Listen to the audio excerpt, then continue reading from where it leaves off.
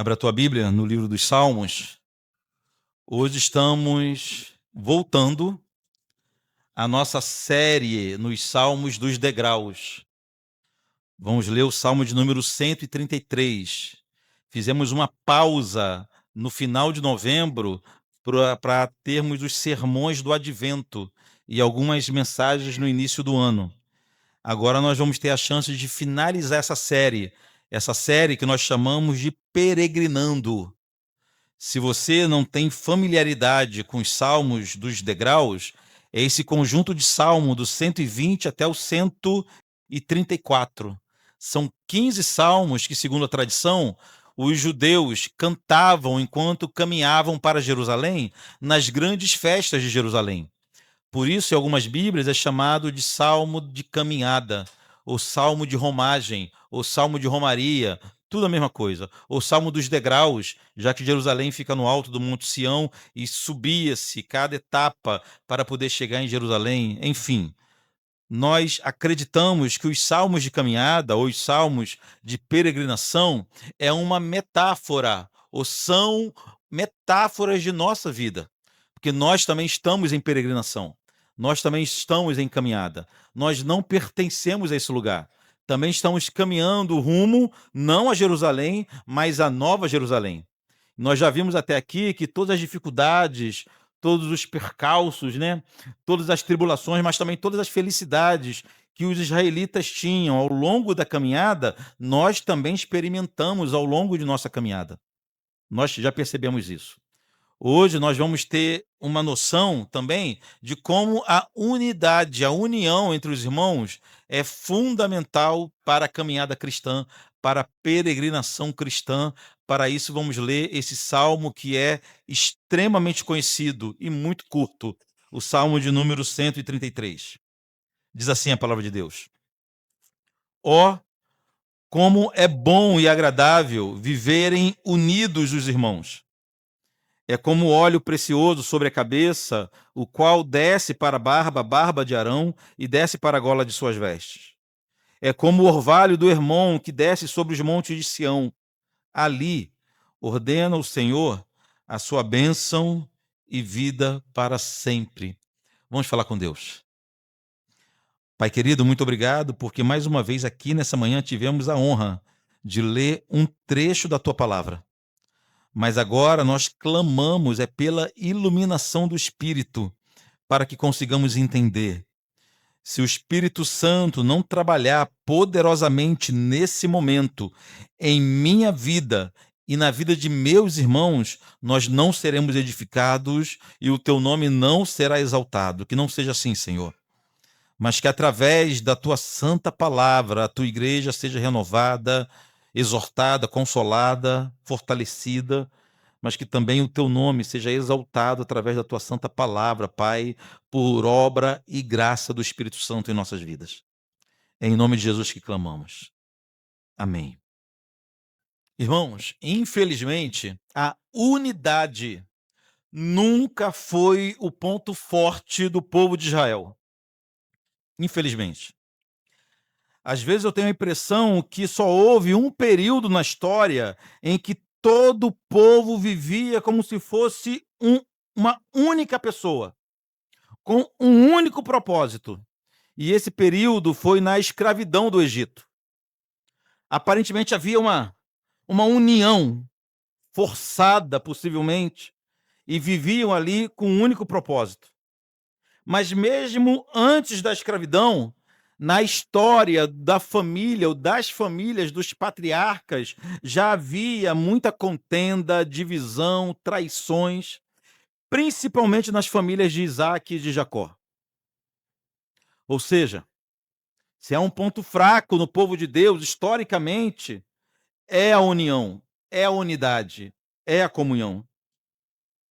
Mas além do período de escravidão, outro período que aparentemente o povo vivia unido foi no período do deserto. A peregrinação de aproximadamente 40 anos no deserto uniu esse povo. Há exemplos imensos em que o povo se unia em um único propósito, mas lamentavelmente era para pecar. Rebelião idolatria parece que unia esse povo. Mas não há muitos exemplos de unidade, de união, de comunhão para fazer algo de bom, algo proveitoso. Porém, irmãos, parece que a partir da conquista de Canaã, tudo piorou.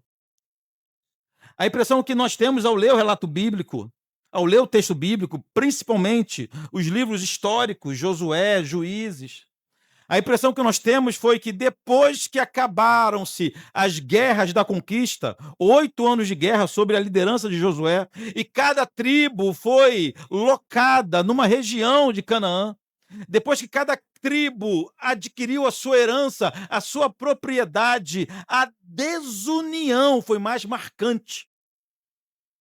Cada tribo foi para o seu pedaço de terra e esqueceu todo o resto do povo. Inclusive, há relatos bíblicos de guerra entre tribos de Israel. Coisa impensável para acontecer entre irmãos. E o povo de Deus vivia então assim. Um momento com algum nível de união, mas em outro momento brigando entre eles. Essa instabilidade na comunhão chegou até os dias de Davi. Davi, o grande rei de Israel, subiu ao trono ainda com o povo dividido. Demorou 7 anos para que Davi fosse reconhecido como rei de toda Israel. Por 7 anos ele reinou apenas em uma parte. A outra parte não reconhecia Davi como rei. Então Israel, nos dias de Davi, por incrível que pareça, vivia um período de rara paz entre os irmãos. O reinado de Davi trouxe essa união entre os povos de Israel. O reinado de Davi, o fato de Davi ter subido ao trono, unificou o povo de Deus. E, pela primeira vez na história, podia-se ver o povo de Israel completamente unido em um mesmo propósito. É possível que essa união rara, essa união difícil, essa comunhão rara de se ver, tenha alegrado sobremodo o coração do rei Davi. A ideia que o texto nos passa aqui no Salmo 133 é que Davi ficou deslumbrado ao contemplar aquela multidão, aquele exército de israelitas, andando como se fosse um só homem, caminhando rumo a Jerusalém para as festas santas. O Salmo 133 foi composto nesse contexto, quando Davi contemplou que, enfim, o povo estava unido. A ideia que o texto passa, a ideia que esse belo texto transmite, é que o rei Davi estava possivelmente na varanda do seu palácio real e viu aquela multidão de gente se aproximando, subindo para a cidade. Uma procissão, uma romaria. Gente misturada. As tribos estavam misturadas entre si. Não deveria ter divisão entre a tribo de Dan, tribo de Naftali, tribo de Judá, tribo de Zebulon, aparentemente estava tudo misturado. Talvez essa mistura, talvez tenha sido essa a visão que o rei Davi teve ao se maravilhar por contemplar o povo, enfim, unido. Aí isso resultou nesse belo texto que nós temos do Salmo 133. Já no início, você olhando para o texto agora, a gente percebe que Davi estava em estado de maravilhamento. Olha o versículo como é que começa. Ó, como é bom e agradável viverem unidos, irmãos. É como se ele dissesse o seguinte: olhem como isso é maravilhoso. Olhem como é diferente quando vocês estão em unidade. Percebam com os olhos de vocês mesmos como que o clima é diferente, a alegria é contagiante. Há algo diferente quando vocês se unem. Vocês não percebiam isso? É o que Davi quer dizer com essa expressão dele, logo no início do Salmo. Isso porque até aqueles dias, até os dias anteriores de Davi, o povo de Deus se digladiava. Em alguns momentos, israelitas odiavam-se uns aos outros, matavam-se, dividiam-se em partidos, em tribos, em grupos, mas eles passaram a experimentar, irmãos, a bênção da comunhão dos irmãos.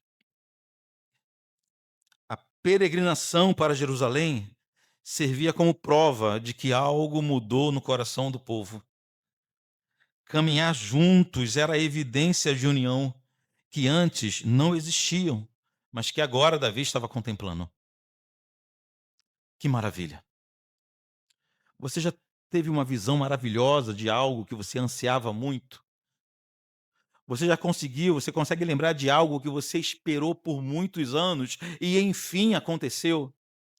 Você consegue trazer isso à memória para tentar sentir um pouco desse estado de maravilhamento no coração que o rei Davi sentiu quando simplesmente viu o povo unido, só isso.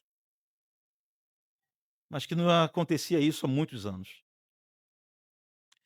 E para que nós entendêssemos a importância, ou melhor, a beleza dessa união entre os irmãos, Davi usou duas figuras de linguagens para descrever a beleza da união. Talvez estava faltando palavras para o rei. Olha que ele era um poeta, né? Faltando palavras para o rei, para ele descrever apenas com adjetivos o que era a beleza da união dos irmãos. Davi usou duas figuras de linguagem: o óleo da unção de Arão e o orvalho do Monte Hermon. Vamos tentar entender? Uma de cada vez? Primeiro, o óleo da unção de Arão. Uns acreditam que a comparação da comunhão dos crentes com o óleo da unção de Arão é porque o óleo era precioso, era raro e muito caro. De fato, o óleo da unção era algo extremamente precioso. Para você ter uma ideia, foi Deus quem estipulou os componentes, os ingredientes do óleo da unção. Deus, ele forneceu os ingredientes e quanto de cada ingrediente era necessário para produzir o óleo da unção, e ainda ordenou que ninguém reproduzisse aquele óleo para outros fins. Então, de fato, o óleo da unção era extremamente precioso, raro e caríssimo. Outros acham que a comparação da comunhão com o óleo da unção de Arão era porque o óleo era muito perfumado, e de fato era. Então se imagina que o perfume que traz prazer pode ser usado como metáfora para a união dos irmãos, que também traz prazer, traz um sentimento agradável. Mas, queridos irmãos, é mais provável que Davi estivesse se referindo ao fato não do óleo ser precioso ou ser perfumado, mas é mais provável que Davi estava destacando o fato do óleo tomar todo o corpo de Arão. Olhe de novo o texto, versículo 2. É como óleo precioso sobre a cabeça, o qual desce para a barba de Arão, e desce para a gola de suas vestes.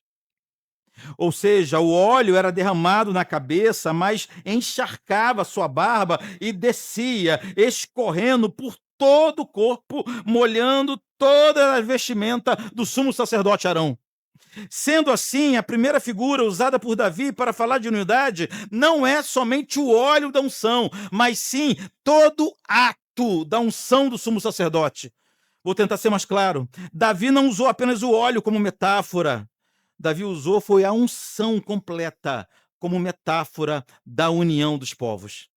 Em outras palavras, assim como em sua unção o óleo tomou todo o corpo de Arão, a unidade do povo de Deus, vista por Davi, também era assim, completa, integral, sem falhas. Um tipo de unidade diferente, não é verdade? Não era um tipo de unidade parcial. Não havia parcialidade na união do povo que Davi via. Não era um tipo de unidade apenas de aparência. Não era um tipo de unidade ou de união de conveniência. Nada disso. O que Davi via era uma unidade verdadeira, um tipo raro de união na história da nação, mas na história de todos os povos. Uma união completa, uma união sem falha, não parcial, não parcial. A segunda figura utilizada por Davi foi o orvalho do Hermon. Versículo 3, somente a primeira parte, diz assim: é como o orvalho do Hermon que desce sobre os montes de Sião. Preste atenção. Davi diz que a união dos irmãos é como o orvalho do monte Hermon, que desce sobre o monte Sião. Hermon e Sião, guardem esses nomes. Hermon e Sião, duas montanhas completamente distantes uma da outra, muito distante uma da outra. Hermon, uma montanha bem ao extremo norte daquele tempo, da região do território de Israel. Hoje, parte do Monte Hermon nem pertence a Israel mais, está entre o Líbano e a Síria, bem ao norte. O cume do Monte Hermon nem pertence a Jerusalém mais, a Israel mais. Porém, o Monte Sião fica mais no centro, ali do território de Israel. Do Monte Sião para baixo, praticamente só deserto.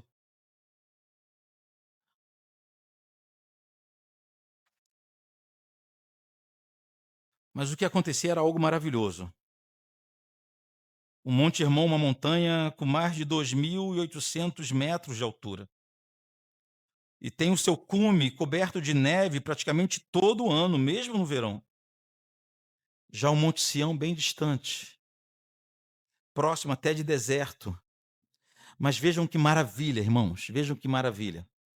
A neve que derretia do Monte Hermon se transformava em rios, ou se transformam ainda em rios, que as águas desses rios evaporam, e são elas que produzem o orvalho que desce sobre o Monte Sião.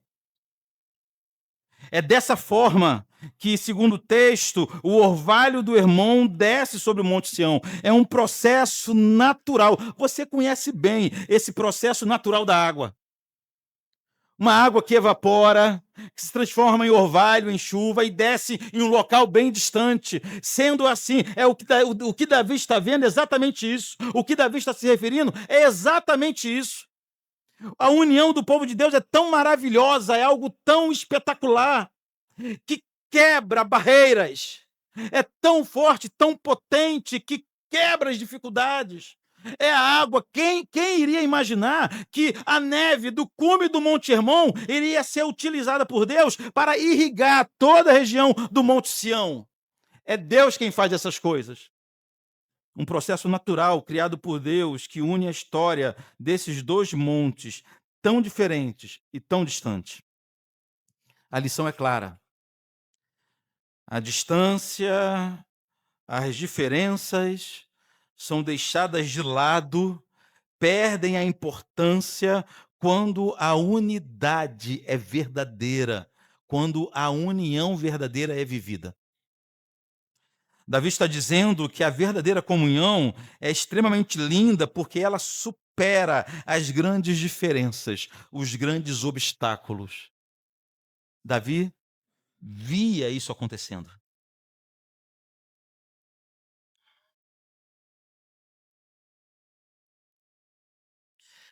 É possível que Davi, ao contemplar o povo se aproximando para Jerusalém, o que ele via não era grupos de afinidades,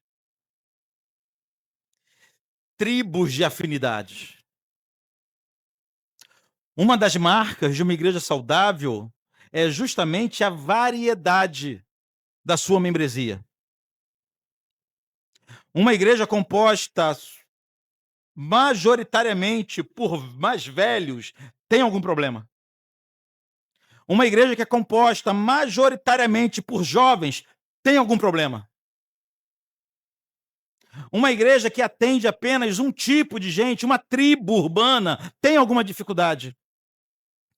Uma marca de uma igreja verdadeira é quando a gente encontra gente de tudo quanto é idade, tudo quanto é cor, tudo quanto é classe social, tudo quanto é região da cidade, se juntando no mesmo lugar, sentando um do lado do outro e adorando o mesmo Deus. Davi estava contemplando isso. Era um tipo de unidade que rompia as barreiras naturais, que rompiam barreiras típicas que são usadas para dividir pessoas. Davi via que naquele momento, no povo de Deus, isso não acontecia. A união deles era como a água do Monte Hermon, que desce sobre o Monte Sião. Esse belo salmo termina com uma alegre constatação, mas que nos serve também de sério alerta. A segunda parte do versículo 3. Ali ordena o Senhor a sua bênção e a vida para sempre. Prestar atenção nesse detalhe? O texto diz que ali. Ali aonde? Ali aonde? Pense no rei Davi olhando a multidão chegando. Ele fala: ali ordena o Senhor bênção e vida para sempre. Ali onde? Que lugar é esse aonde o Senhor ordena vida e ordena paz para sempre? O lugar exato onde o Senhor ordena essas bênçãos é no meio desse povo, onde a unidade é completa, como a unção de Arão, e poderosa para romper barreiras, como o orvalho de Hermon. É nesse lugar, é no meio desse povo, que o Senhor ordena bênção, ordena vida, ordena paz para todo sempre, aonde a unidade é praticada dessa forma, nessa intensidade. A boa notícia é que o resultado final da unidade do povo de Deus é bênção e vida para sempre. Essa é a boa notícia. Mas a má notícia, meus irmãos, é que, preste atenção, não há bênção e vida para sempre onde não há unidade da forma descrita por Davi.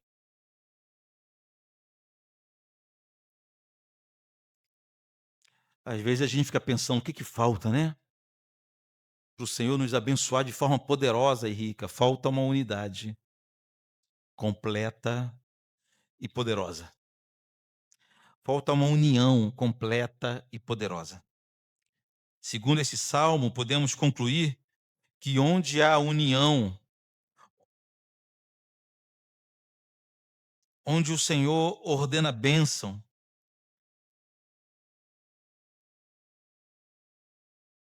aonde a comunhão dos irmãos é percebida em cada detalhe,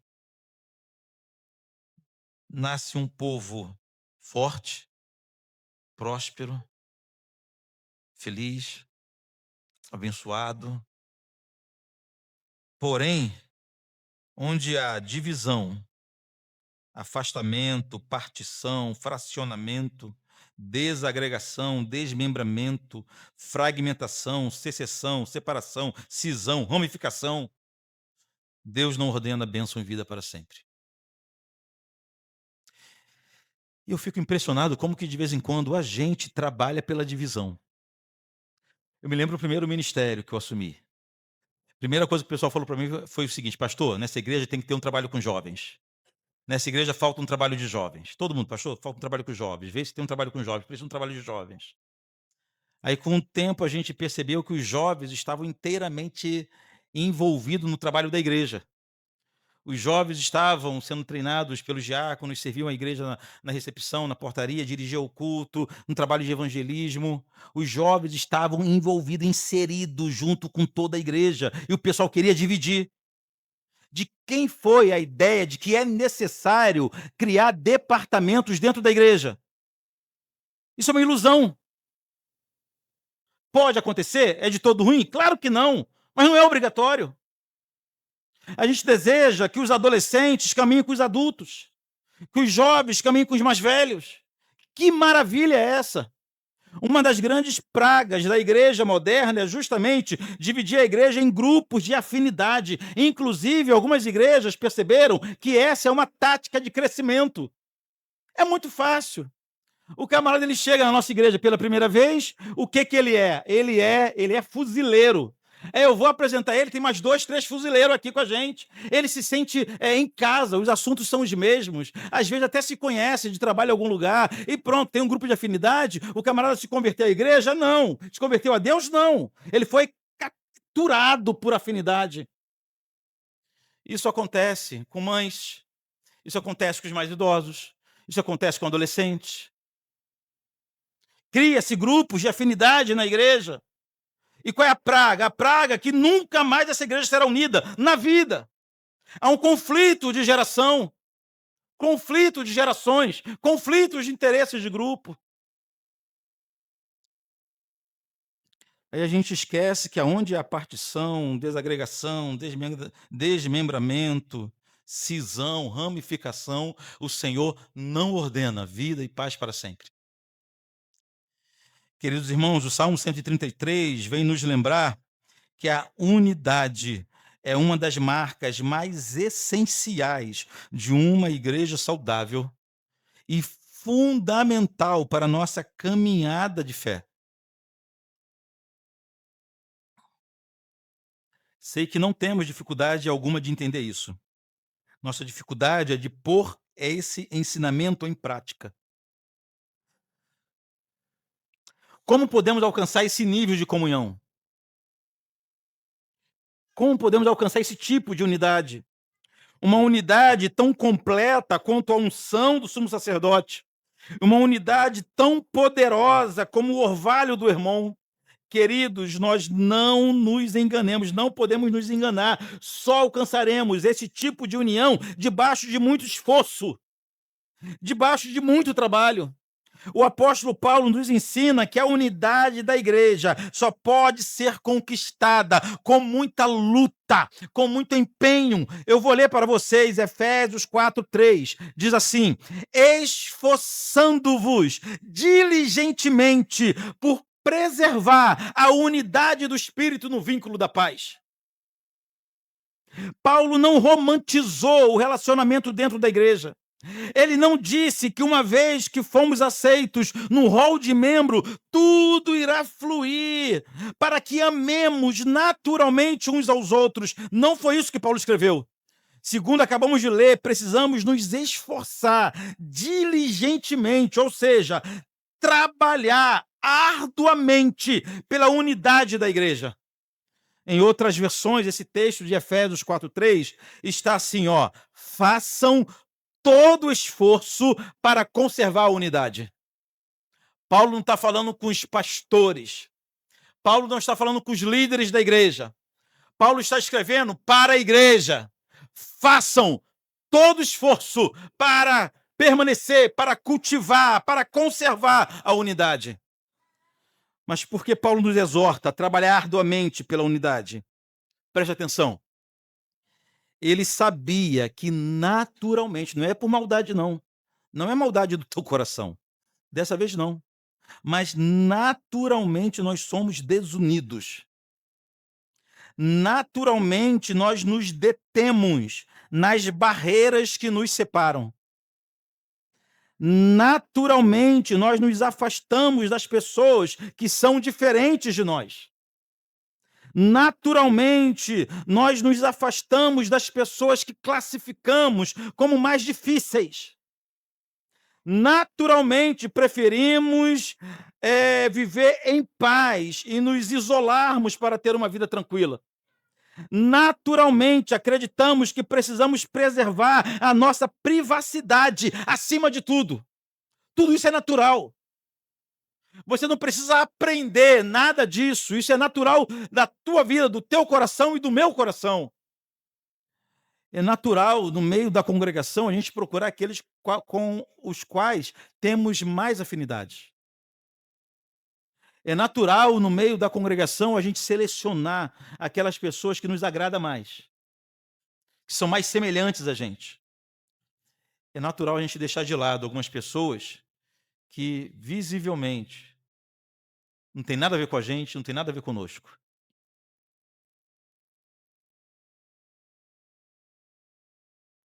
É possível que tenha irmão teu congregando há anos contigo aqui, você não sabe nem o nome corretamente. Tem nem noção de onde mora. O que passa, muito menos. Mas tem aqueles mais chegados, né?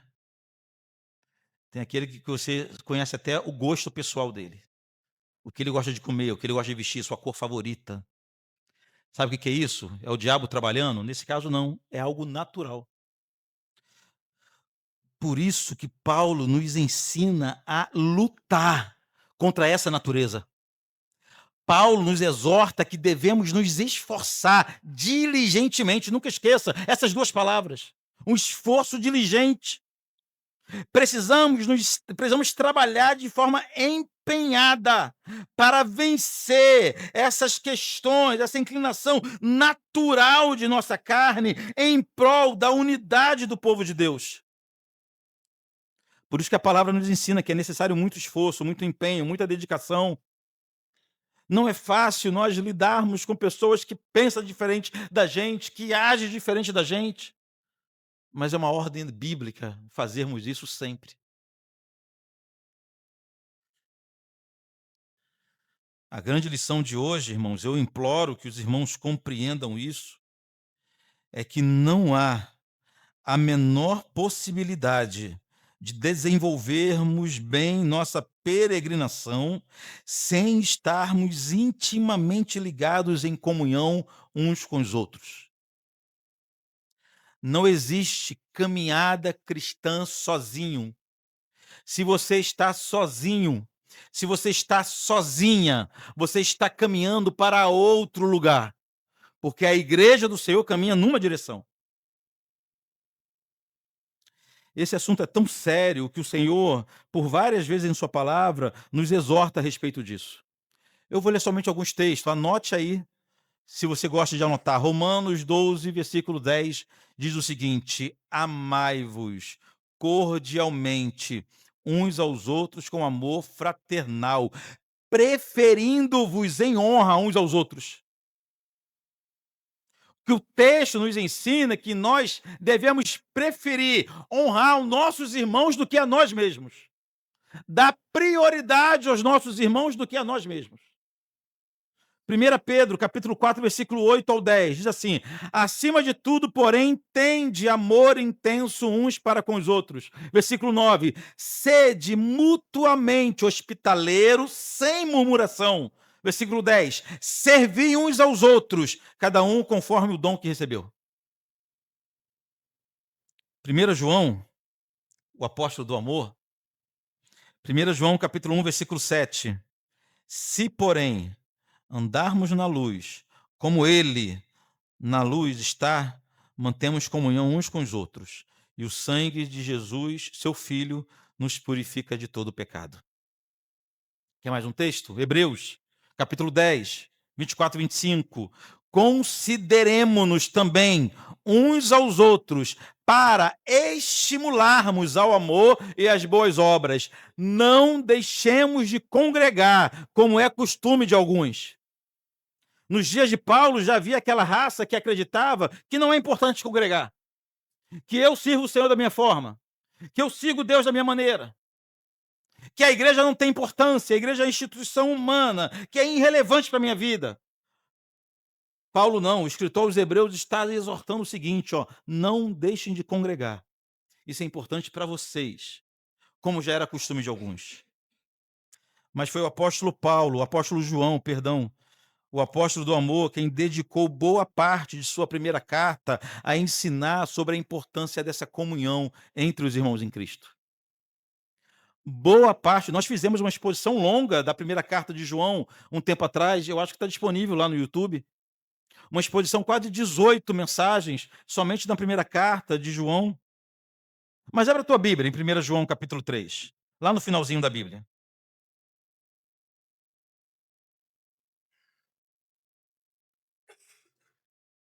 Vamos relembrar alguns pontos importantes sobre o amor fraternal. Não é o Evangelho de João, não, é a carta de João, primeira carta de João, lá no finalzinho, antes de Apocalipse de Judas. 1 João capítulo 3. Olha o que diz o texto bíblico. Porque a mensagem que ouvistes desde o princípio é esta. Qual é a mensagem? Que nos amemos uns aos outros. Olha para mim. Nesse ponto, quando João escreve a mensagem que ouviste desde o princípio, em outras palavras, o que João estava dizendo era o seguinte: eu não estou inventando nada novo. Eu estou repetindo apenas aquilo que os apóstolos têm pregado desde o início da igreja. Essa antiga mensagem que João se referia era justamente o amor entre os irmãos. Então, queridos, o amor fraternal já era algo que os apóstolos ensinavam desde o princípio, mas eles só ensinavam sobre o amor porque eles tinham aprendido diretamente com a fonte do amor, que é Jesus Cristo. O apóstolo João ainda explicou como deve ser esse amor. Mas o ensinamento de João a respeito do amor, primeiro, é pela via negativa. Ele primeiro nos explica como esse amor não deve ser. Ele dá o exemplo de Caim. Pula para o versículo 12. Está falando de amor. Versículo 12. Não segundo Caim, que era do maligno, e assassinou o seu irmão. E por que o assassinou? Porque as suas obras eram más, e as de seu irmãos, santas ou justas. João citou Caim, queridos, como o exemplo de alguém que não amou seu irmão. Caim tornou-se, então, o patriarca de todo aquele que não ama irmão, todo que não ama o irmão, todo aquele que tem dificuldade de amar os irmãos, é filho, é descendente de Caim. Prova disso é que João fez um salto na história. Ele começou falando do ódio de Caim, mas terminou falando do ódio do mundo em relação à igreja, no versículo 13. Irmãos, não vos maravilheis se o mundo vos odeia. Ele traça um paralelo, ele usa o exemplo de Caim como exemplo negativo, como não se deve tratar um irmão. E ele faz esse salto agora e cita o mundo também como exemplo de ódio. Comentando esse texto, John Stott disse que o mundo é a posteridade de Caim. O mundo odeia a igreja pelo mesmo motivo que Caim odiou Abel. Abel e a igreja são odiados por suas obras de santidade, por suas obras de justiça e pelo culto que agrada a Deus. Resumindo só esse ponto, quando o assunto é amar, o verdadeiro cristão é o extremo oposto de Caim. Mergulhando mais fundo nesse texto de João, João ensinou que o amor entre os irmãos é uma evidência. Sabe o que é uma evidência? É uma prova visível da regeneração. O amor entre os irmãos é uma evidência de que a pessoa, de fato, nasceu de novo. Versículo 14. Nós sabemos que já passamos da morte para a vida porque amamos os irmãos. Aquele que não ama permanece na morte. Fala a verdade. Para amar essa pessoa esquisita que está do seu lado, só nascendo de novo. O teu irmão está pensando a mesma coisa em relação a você. Para amar essa gente estranha, diferente da gente, com aquele antigo coração, era impossível. Com aquela antiga mentalidade, era impossível. Com aquela antiga visão de mundo, era impossível. Para que o amor seja genuíno, é necessário um novo nascimento, em primeiro lugar. E João cita isso como exemplo. Quer ver o exemplo que você nasceu de novo? Se você ama os seus irmãos. Quer ver uma evidência de que você é um salvo em Jesus? É se você ama os seus irmãos. Essa afirmação de João é muito séria.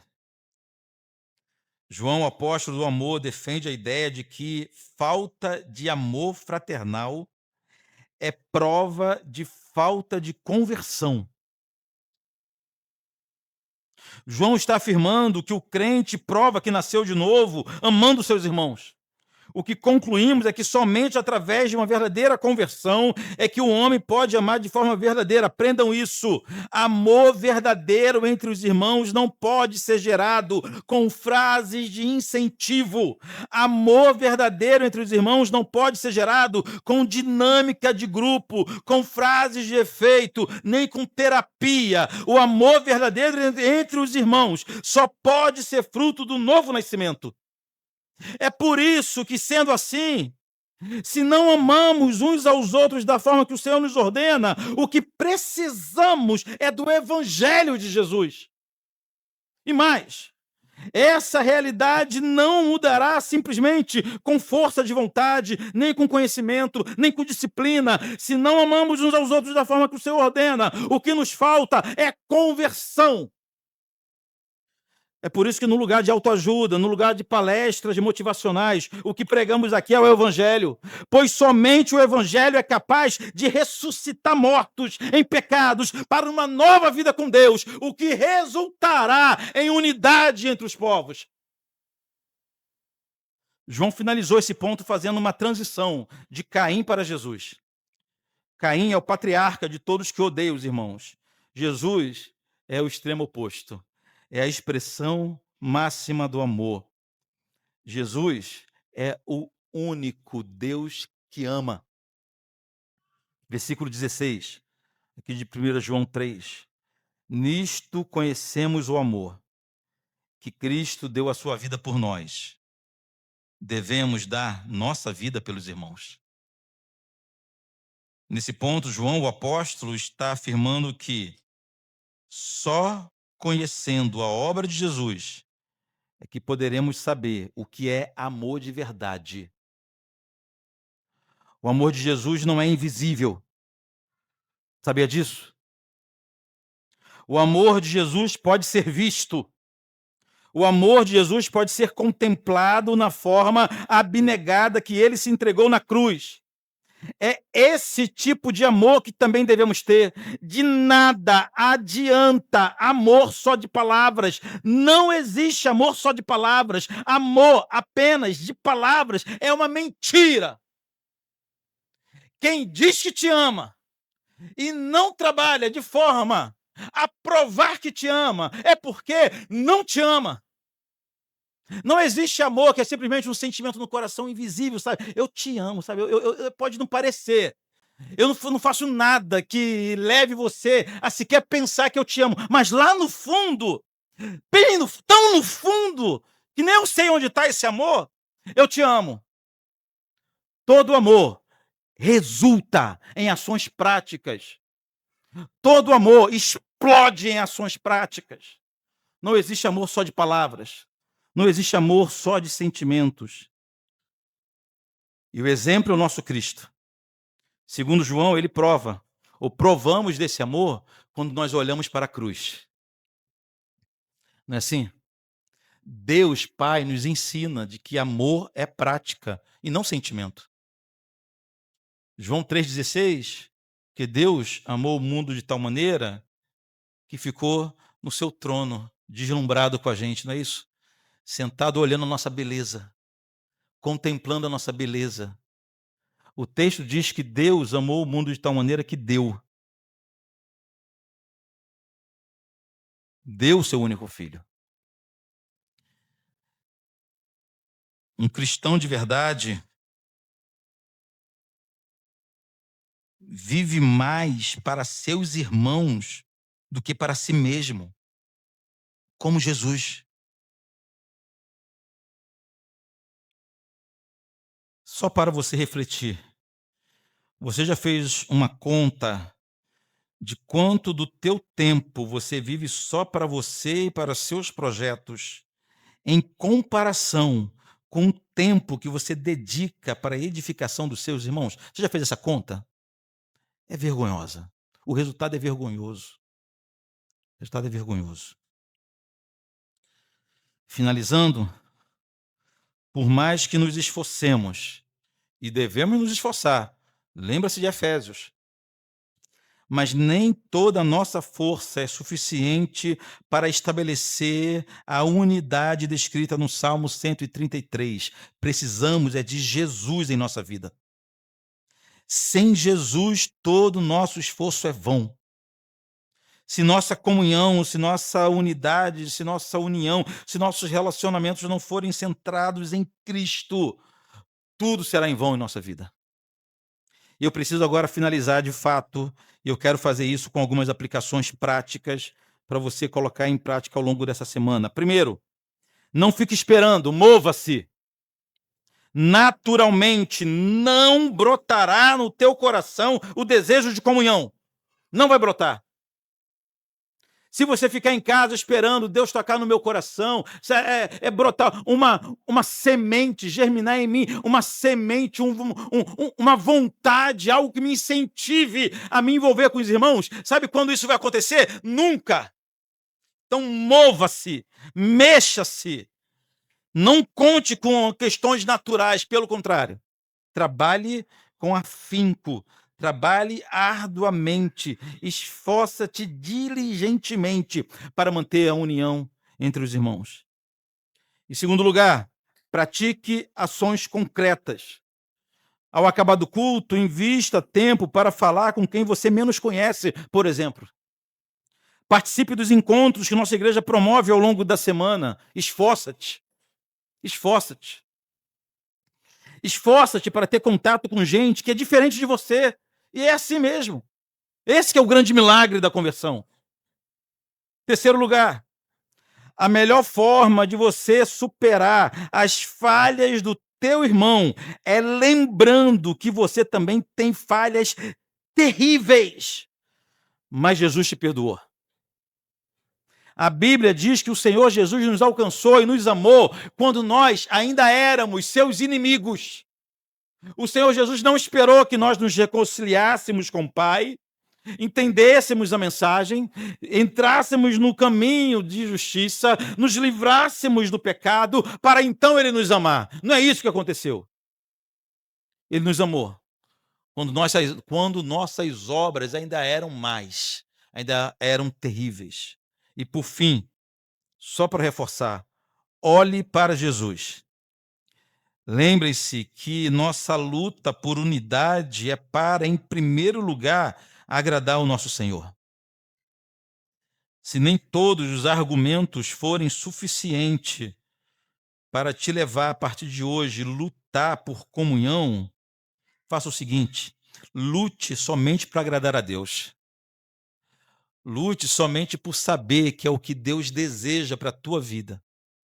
Lute pela comunhão somente para estar em harmonia com o projeto do Senhor na tua história.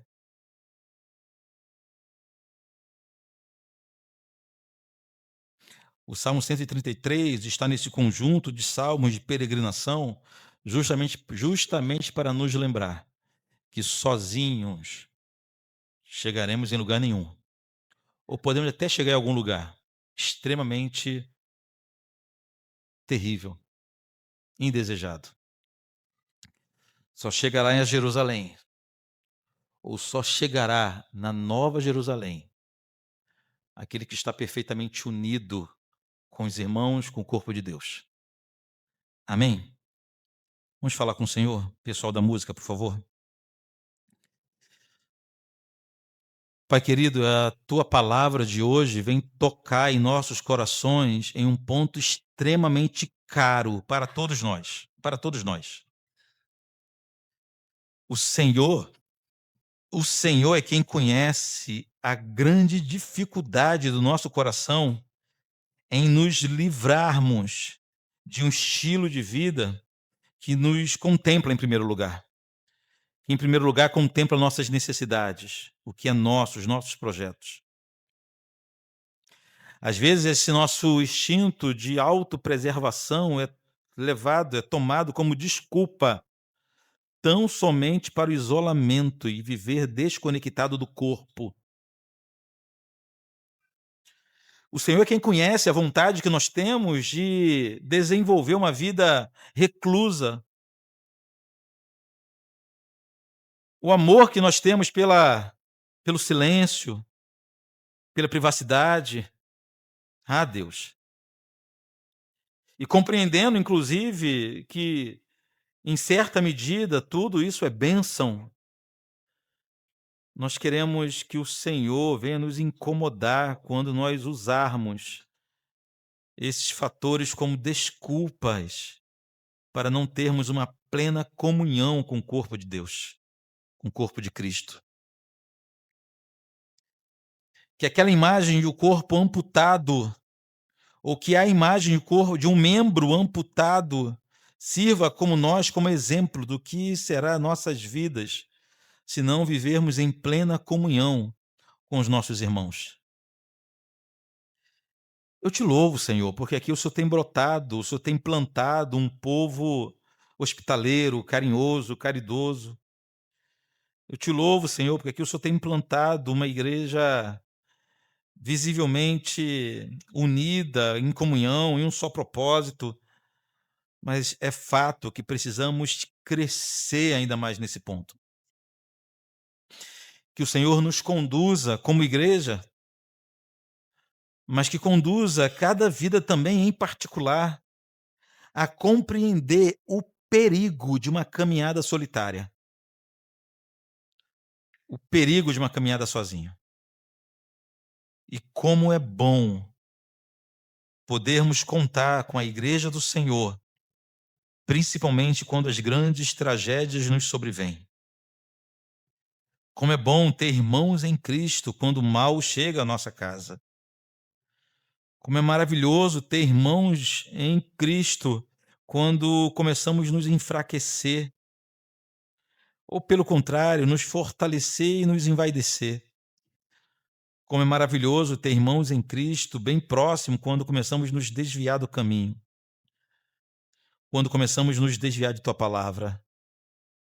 Crie, ó Deus, laços aqui entre nós, laços que o mal não irá desfazer, que o nosso desejo egoísta por privacidade também não irá romper, mas laços firmados por teu Espírito é o que nós clamamos.